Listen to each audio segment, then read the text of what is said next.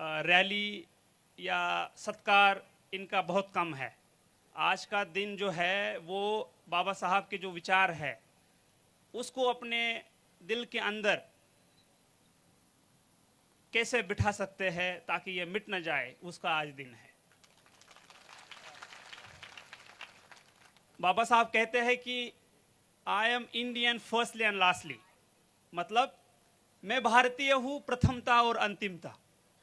और जब मैं शुरुआत में, मुझे बाबा साहब पता नहीं थे, ना ही उनके बारे में पढ़ा था। जब मैं बीटेक में गया तब बाबा साहब के बारे में मैंने पढ़ा, मैंने सुना। तो एक कोट था जो मैं हमेशा मेरे डायरी में लिखा होता था, और वो कोट इस तरह से है, हालांकि वो अंग्रेजी में है, फिर भी मैं कोशिश करूंगा उसको हिंदी में साझा करने की, कि the ultimate aim of human existence is the cultivation of mind.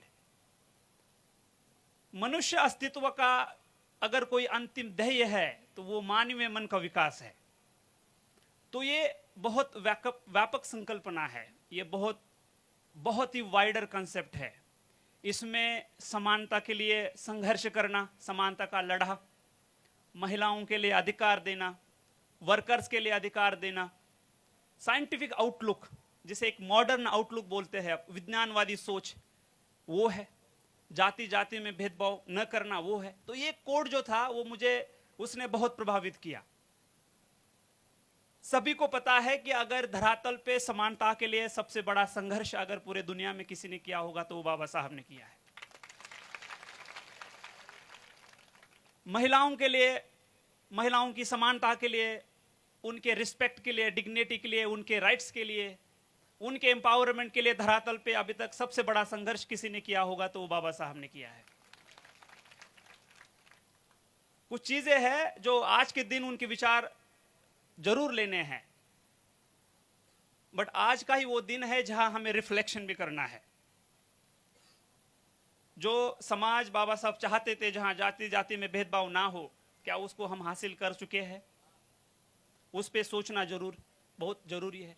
बहुत सारे लोग यहाँ होंगे जिनको मैं कहूँगा जरूर संविधान पढ़िए, बट उनके पास ना उतना टाइम होगा। बट मैं जरूर कहूँगा कि अगर आपको किस परिस्थिति में संविधान बनाया गया, किस तरह से संविधान बनाया गया, किस तरह की चीज़ें संविधान में है जिससे ये समाज जो है, ये दुनिया की एक बहुत ही वाइब्रेंट डेमोक्रेसी है, उसको पढ़ना, उसको समझना बहुत जरूरी है। अगर आपके पास टाइम नहीं तो आप जरूर अपने संविधान की जो प्रस्तावना है उसको पढ़िए, जो फंडामेंटल राइट्स है, मूलभूत अधिकार है, उनको पढ़िए, directive principle of state policy है, उनको पढ़िए। आपको समझ में आएगा कि कितने मूलभूत अधिकार इस संविधान में बाबा साहब ने दिए हैं।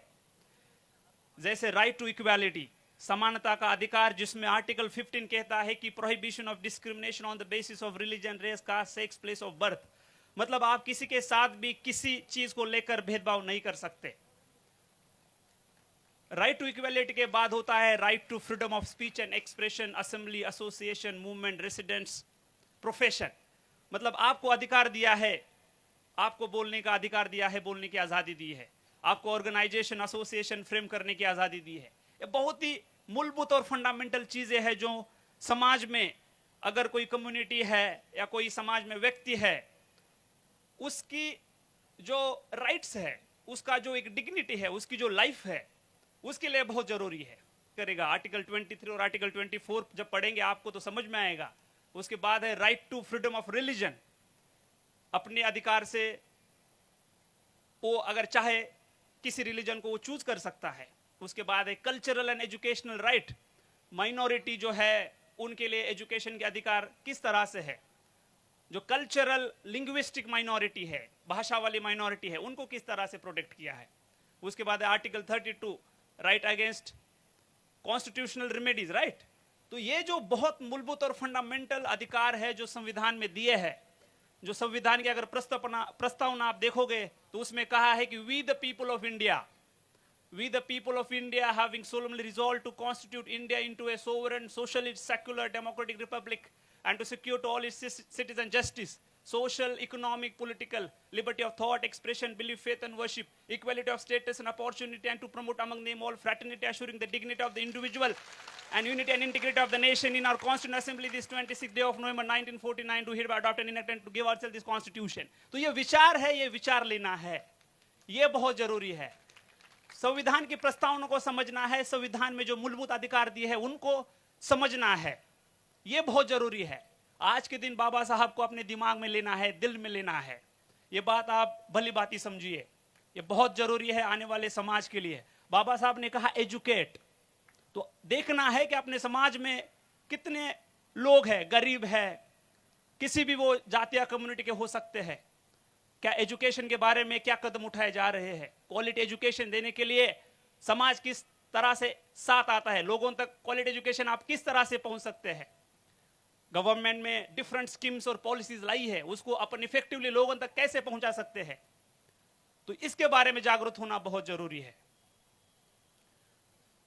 जहां भी बात आती है बाबा साहब की, तो ये खेदजनक बात है कि अभी भी बाबा साहब को दलितों में रखा जाता है, बल्कि पता है कि बाबा साहब ने जितना काम दलितों के लिए किया है उससे कई गुना काम महिलाओं के लिए है, वर्कर्स के लिए किया है। जो कोलंबिया यूनिवर्सिटी है वहां आप देखोगे तो कोलंबिया यूनिवर्सिटी में बाबा साहब का स्टैचू लगा है और वहां लिखा है द सिंबल ऑफ नॉलेज। बाबा साहब की जो एजुकेशन की डिग्रियां है, अगर आप पढ़ोगे तो आपका दिमाग पूरा चकरा जाएगा। कर रहे कि बच्चों को पढ़ाए। आज इस सांचौर में आप देखोगे तो आप हमारे सामने एक नशा का बहुत बड़ा चैलेंज है, बहुत ही बड़ा चैलेंज है, जिसको हम सबको मिलकर खत्म करना है। हमारे जो युवा है, इन युवाओं को बताना है आपको कि ये जो चीज है ये उनके लिए कितनी घातक है। वो अपने खुद का सेल्फ कंट्रोल लूज कर देते हैं, उनके चलते उनकी फैमिली परेशानी में रहती है, घर में आर्थिक संकट आता है, वही फिर नशा करने के बाद समाज में जाके क्राइम करता है, अशांति होती है, भय होता है। तो इन चीजों को रोकना होगा। जो हमारे लोग इसमें ऑलरेडी है उनको उससे खींचना होगा। रिहैबिलिटेशन सेंटर जालोर में आया है, बहुत सारा काउंसलिंग अवेलेबल है, नए तरीके से एनजीओ काम कर रहे हैं, बस आपको उनके हेल्प मांगनी है। जो लोग इसमें जाने की संभावना है, जो 12th है, डिग्री है, उनको रोकना है, उनको पहले जागरूक करना है, उनको अवेयर करना है।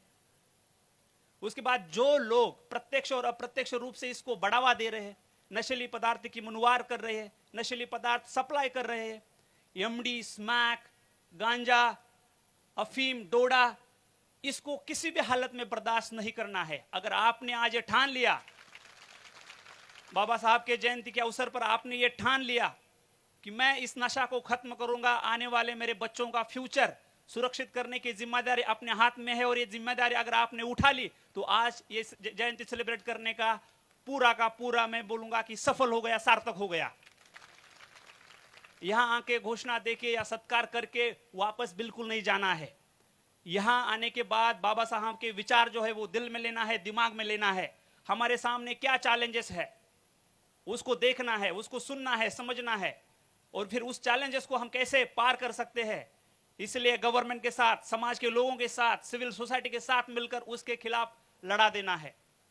मैं जब तक यहां हूं तब तक पुलिस प्रशासन का पूरा सहयोग रहेगा। हर कोई चीज जो समाज में संकट पैदा कर रही है उसके खिलाफ लड़ने के लिए पुलिस यहां की सक्षम है। तो मैं आपका ज्यादा टाइम नहीं लेता हूं, बाकी मान्यवर है उनको भी आपसे बात करनी है। बट आज के दिन जो बाबा साहब की जयंती है, उस अवसर पे मैं आप सबको कहूंगा कि बाबा साहब सबके है, किसी पर्टिकुलर जाति के या पर्टिकुलर कम्युनिटी के नहीं है। बाबा साहब पूरे देश के है, पूरे समाज के है।